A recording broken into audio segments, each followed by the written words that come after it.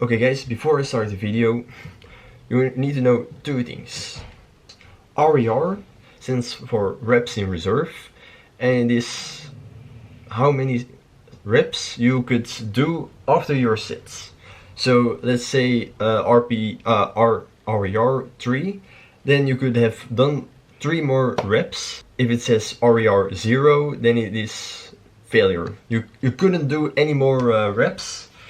And then on the contrary, you have RPE, and it's the opposite side of the RER. So then the scale is on 10, and 10 is like failure, 9 is you could have done 1 more rep, and that's very crucial for this video. Yo guys, Ender here, and today we're gonna talk about a video that recently came on my feed.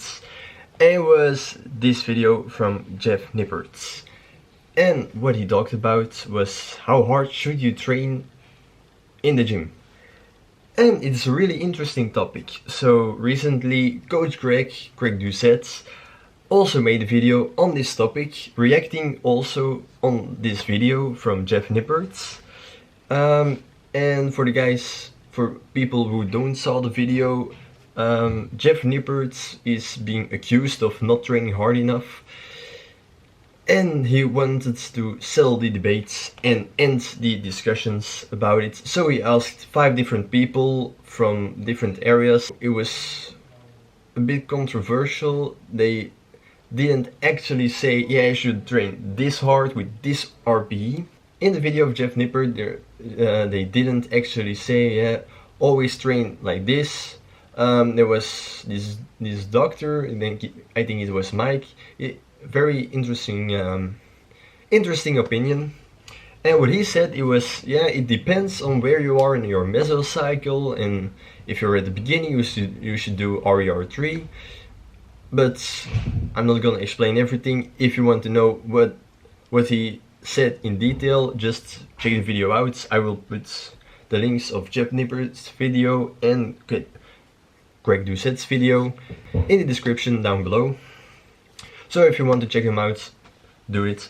For the people who don't like to watch 40 minutes of explanation on how hard you should train, then Coach Greg came with a really simple answer, and it was harder than last time.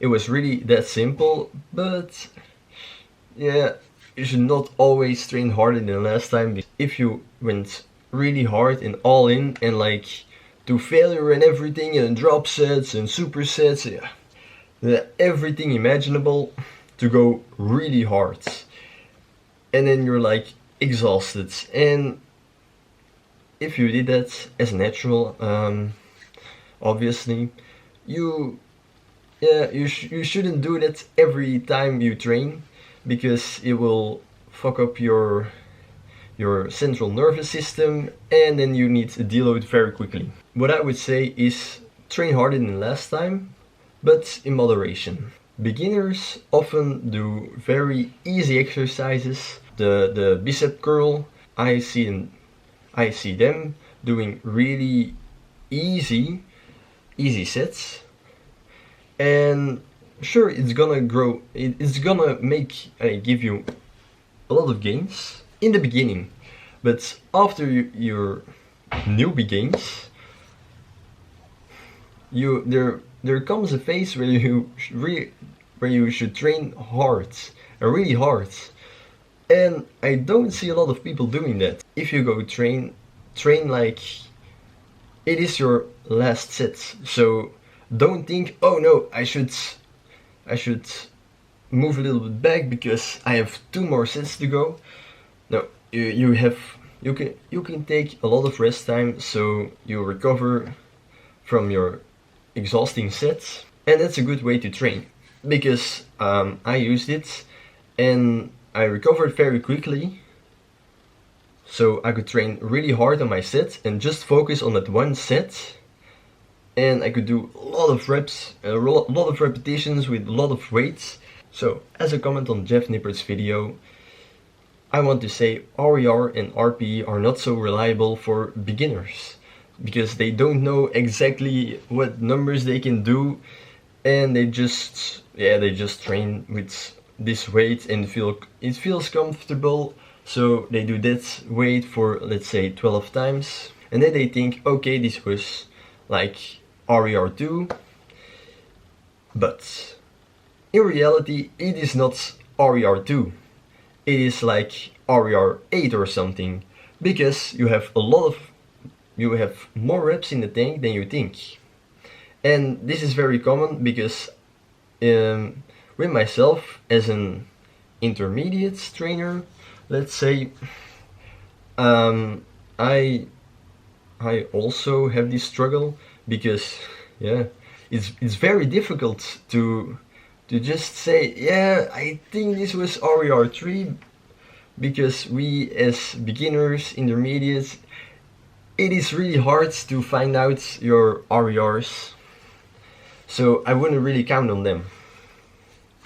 But it doesn't take away the fact that you should train hard, because a lot of beginners they just see with their gym partner and they just pull and they talk while they're doing their sets. It's really ridiculous, because when I train I just have my headphones on, really loud music, really pumped from the pre-workout, and I'm doing my sets, and then yeah, sometimes I grunt. Guilty, sorry guys. But I am very focused on my sets and not talking to anybody, because it is too hard. When I'm doing my sets, I just focus on the weight and moving and mind-muscle connection and everything, I'm training so hard that I can't even think about talking to my gym partner. It is too difficult. And if you are training and you are doing your set and you can talk to your gym partner, then you're not training hard enough. Sorry guys, it's just true.